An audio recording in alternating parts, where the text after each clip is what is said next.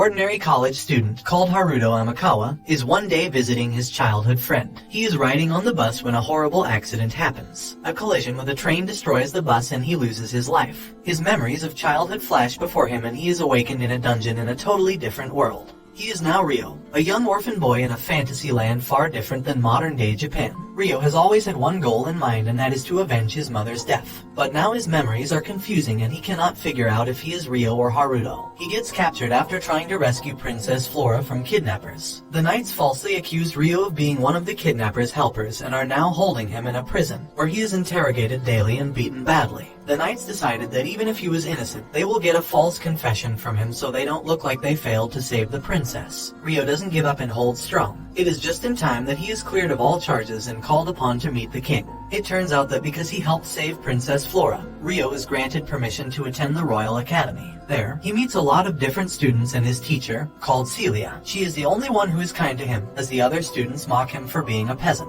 Ryo undergoes a training exercise in sword fighting, and his memories from his previous life help him be amazing in combat, which angers his classmates even more. Later, Celia helps him be a part of her study class. The other girls make fun of Ryo, treating him like he is not even human. Ryo tries to follow the lesson but he can't, because he doesn't know how to read or count. After class, Celia takes Ryo to her office, where he promises to teach him how to read so he can be successful in his studies. Ryo is still studying with Celia and is getting much better. During class, all the students learn about magic and Ryo seems to be showing signs of immense power. Later, during a military exercise, all the students have to use their skills in magic to survive, and the princess also joins them. During the battle, one student accidentally pushes Princess Flora off a cliff. While she is falling, Ryo comes to her rescue, activating his magical powers to save her. After the students accuse Ryo of attempting to kill the princess, Ryo is unable to prove his innocence. He says goodbye to Celia and promises to write to her. Then, he runs away from the kingdom. Exiled and alone, Ryo makes his way through the regions of the vast kingdom, sending letters to Celia as promised. While on his journey, he starts being followed by an assassin called Latifa, who has the mission to hunt and kill Ryo. She gets closer and closer to her target and eventually manages to attack Ryo. Ryo uses his magic and manages to overpower her and knock her out. Ryo is then able to see her past. She was trapped by Duke Huguenot with a magical necklace that made her submit. Then he trained her to be an assassin against her will. When she wakes up, Ryo has destroyed the necklace and now she is free. She feels connected to Ryo somehow, and he seems familiar. Through her memories, it is revealed she is Endo Suzu, a girl who was also on the bus with Haruto that also died with him. Latifa decides to follow Ryo on his journeys. While traveling through the Forest of Spirits, Ryo is suddenly attacked by monstrous beasts, who are guards of the forest. The attackers assumed that Ryo had kidnapped Latifa because he looked like a human. Ryo tries to explain without violence, but they refuse to listen and keep attacking him. More and more of them attack, and the conflict ends with Ryo being hit so hard he collapses and loses consciousness. While he is knocked out, Ryo meets a spirit in his dreams, but he eventually wakes up. He is badly injured in a village, and his attackers apologize for discriminating against his human race. The villagers also reveal what powers Ryo truly has. He has an ancient spirit inside him that is extremely rare in this world, but also powerful beyond belief. For 1 year, Ryo and Latifa remain in the village, making friends while Ryo trains his magic abilities. After a year, both of them officially become honorary members of the village. Every villager and new friend Ryo had made attends the ceremony. But Ryo decides it is time to depart and make his journey to the land of his ancient ancestors. Latifa is heartbroken. She doesn't want to be away from Ryo, not even for a moment. But their goodbyes are interrupted when a swarm of wyverns come down onto the village and forest. They are fierce and cruel monsters, and it is up to Ryo to defend the village and his friends. With his newfound abilities and training, he manages to defeat the monsters and save the village. The following day, he says goodbye to Latifa and begins his new journey. For 2 months, Ryo travels through the lands, visiting different places and meeting new people. One day he arrives at the country called Yagumo. There, to his surprise, he meets his grandmother and cousin. Filled with emotions of nostalgia, he decides to remain in the village for a while. He meets new friends and companions in the village, but happiness is short-lived. Rogue bandits attack his friends, and in that moment Ryo's past trauma resurfaces. He remembers his mother and her death. Those painful memories fill him with rage, and he unleashes his power, almost killing the bandits. His powers for a moment are totally out of control. In his time in the village, Ryo is also introduced to the royals of the Yagumo countryside. There he gets more knowledge about his origins. He is told the truth about his parents and their role. His mother was a royal princess and his father an elite warrior. Ryo takes this moment as an opportunity and tells his grandparents what happened to his mother and how she died. He explains that this still fuels his desire for vengeance and that he hates the man who was responsible for his mother's death.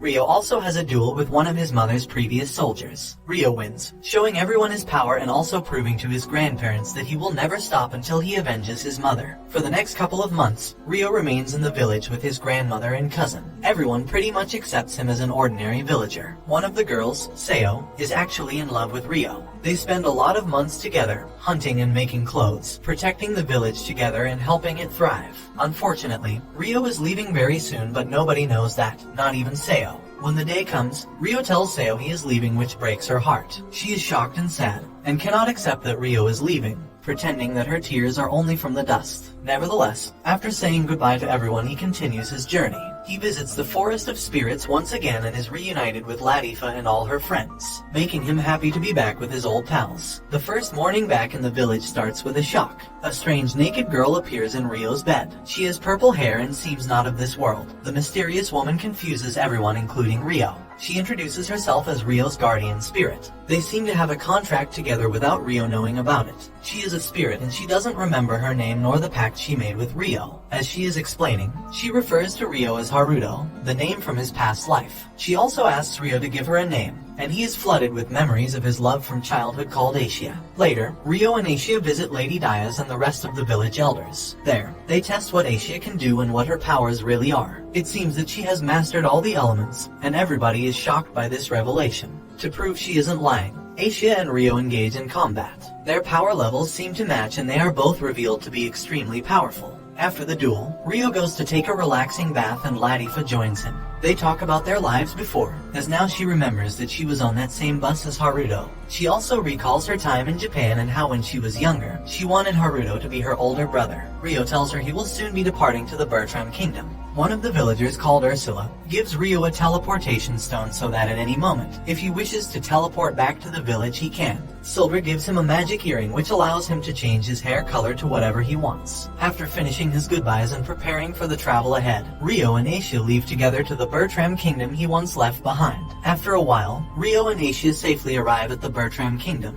Their goal is to meet Celia, who Ryo hasn't seen in a long time. For a long time he hasn't been able to write her any letters, so they had totally lost contact with each other. Ryo is shocked to find out that the royal family has lost its power in a war, and that Celia is now engaged. And worst of all, she is being forced into marriage and her future partner is Charles Andor, one of the students who was cruel to Ryo. Ryo makes his way through the Bertram Kingdom until he is reunited with Celia. She reveals to him that she must marry Charles for political reasons. Charles already has many wives and Celia will just be one of them, with no choice of her own. One of the wives is already planning to get rid of Celia. Therefore her life will truly be in danger when she marries. Celia refuses to go with Ryo as she feels she has no choice in the matter, and is afraid of what will happen to her father if she runs away with Ryo. Ryo is conflicted as he doesn't know if he should interfere to save his friend and stop the wedding from ever happening. With the help of Asia, Ryo ultimately decides to stop the wedding and save Celia, but he must do it in a smart way so he does not jeopardize her family. The Dukes cannot figure out if anyone from Celia's family was involved. Ryo gets into the castle and defeats a massive number of soldiers. He is trying not to kill them for Celia's sake and because they are only guards trying to do their job.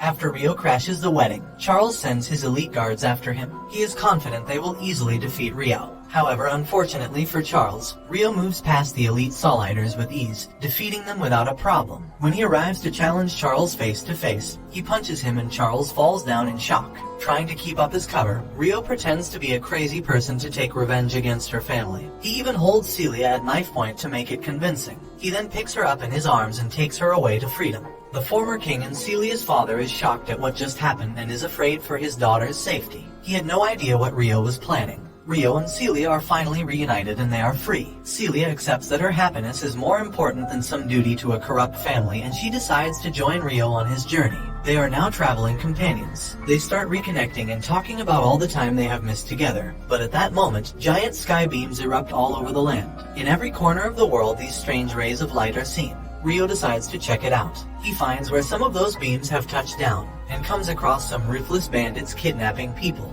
This reminds him again of his mother and her cruel death, and unlike with the guards back at the castle, this time Ryo doesn't hold back and he unleashes his full power on them. none of the bandits survive. There, Ryo discovers something shocking. Not only are kids from Japan being reincarnated into this world, but living Japanese kids are also being transported here. Ryo finds 3 people from Japan and one of them is Ayase Miharu, the childhood love of Haruto. And this brings the anime to an end. Don't forget to like and subscribe